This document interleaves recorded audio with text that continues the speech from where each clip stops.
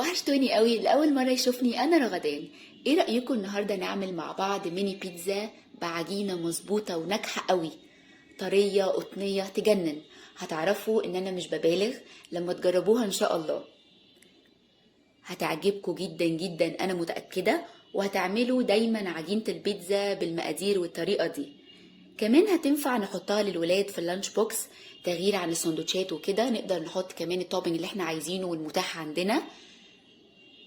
فتعالوا اقول لكم انا عملتها ازاي، بس يا ريت الاول نصلي على النبي عليه افضل الصلاه والسلام، وكمان ما تنسوش تعملوا لايك.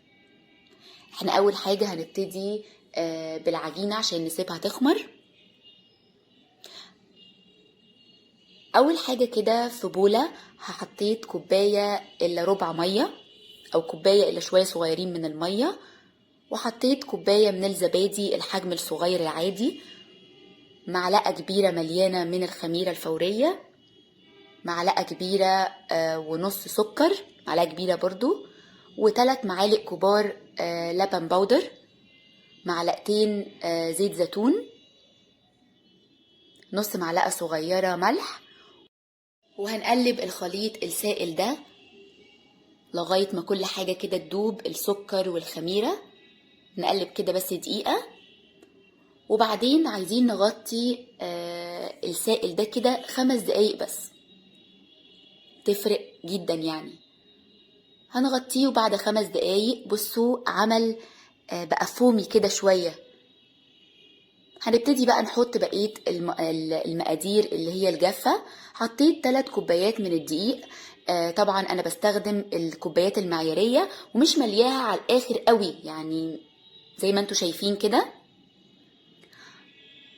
نص معلقة صغيرة بيكنج باودر، ونص معلقة زعتر. وهقلب كل ده كده الاول بالسباتشيلا يضيع شوية بس الدقيق، وبعد كده هعجن بإيدي.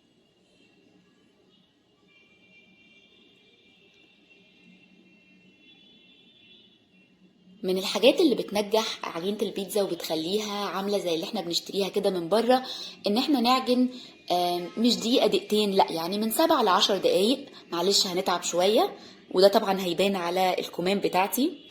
فهنقعد نعجن كده 7 أو 8 دقايق، ومقدار المية والزبادي والزيت السوائل مع مقدار الدقيق ده مظبوط جدا. في الاول كده هتحسوا ان هي سايلة، بعد كده هتحسوا ان هي ناشفة شوية، بعد كده العجينة هتبقى سهلة كده واحنا بنعجنها، وكل ميدة بتبقى ناعمة اكتر. لو تعبنا في النص ممكن نريح دقيقة، نريح ايدينا دقيقة كده، وبعد كده نكمل عجن. بعد ما عجنتها من 7 ل10 دقايق حطيت كده معلقة زيت زيتون عليها من فوق وتحت كده وعلى البولة، وهنسيبها بقى تخمر.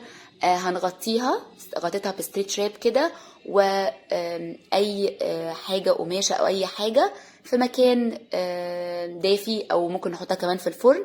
هتقعد يعني نص ساعة او ساعة الا ربع. في الوقت بقى اللي بتخمر فيه العجينة هنعمل صوص الطماطم اللي هنحطه على البيتزا. في اي طاسة كده معلقتين زيت زيتون كبار، فصين توم متقطعين صغير، يدوبك تقليبة كده مش هيلحقوا حتى يصفروا. انا استخدمت هنا صوص الطماطم من هاينز.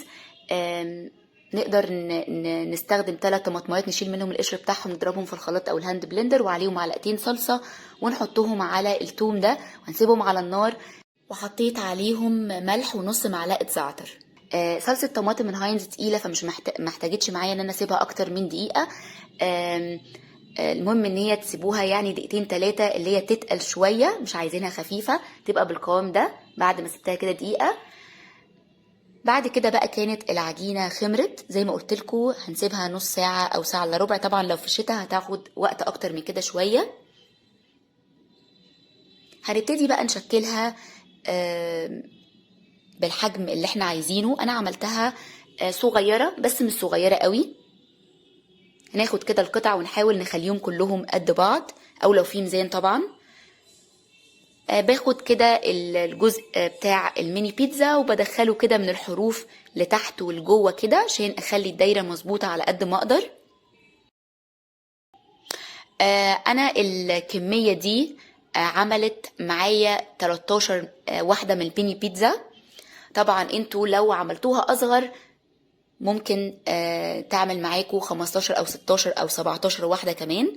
بعد كده بقى بظهر اي حاجة، كوباية، طبق، كاس، حاولت اضغط من النص كده. طبعا الاول بس من الكوباية من تحت نعملها بزيت. بصوا هنا كانت لزقت شوية، نعملها بس بزيت.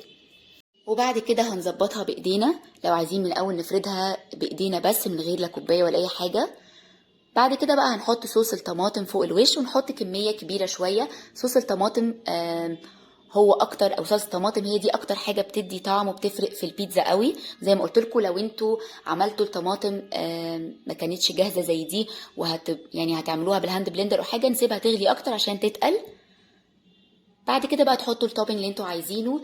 انا عملتها مارجريتا، يعني صلصه وجبن بس. بعد كده انا هزوقها بس بحاجات بسيطه عشان الشكل. طبعا تقدروا تحطوا اي توبينج انتوا عايزينه، اي حاجه متاحه نقدر نعملها بخضروات بس، يعني زيتون، طماطم، فلفل. نقدر نحط بيبروني، نقدر نحط اي حاجه، لحمه مفرومه، بسطرمه، لانشون، اي حاجه متاحه عندكم. انا هنا زي ما قلت لكم بس حطيت فوق الوش بس الحاجات الزيتون والحاجات دي عشان بس كشكل، لكن انا اساس عاملاها مارجريتا يعني صلصه وجبنه.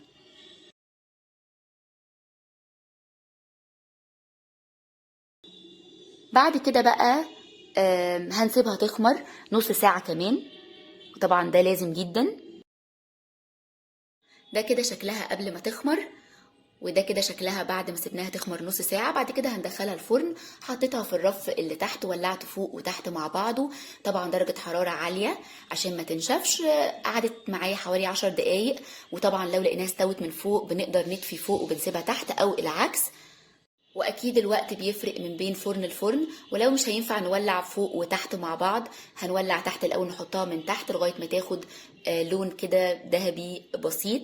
وبعد كده هننقلها في الرف اللي في الوسط، ونولع الشوايه برضو 3 4 دقايق لغايه ما تاخد اللون برضو المظبوط وتستوي. مش بنقعدها كتير، درجه الحراره تبقى عاليه عشان ما تنشفش. مش بتاخد وقت كتير، زي ما قلت لكم دقايق بس، بتطلع مظبوطه وخطيره بالشكل ده. اهو ده بقى القوام المطلوب المظبوط الخطير لاي عجينه بيتزا. خطيره يا جماعه، وهتعجبكم جدا جدا انا متاكده. وطبعا انتوا عارفين انا هقول لكم ايه، وبرضه زي كل مره مش هقول لكم يا ريت تجربوها، انا هقول لكم لازم لازم تجربوها عشان هي هتعجبكم جدا جدا.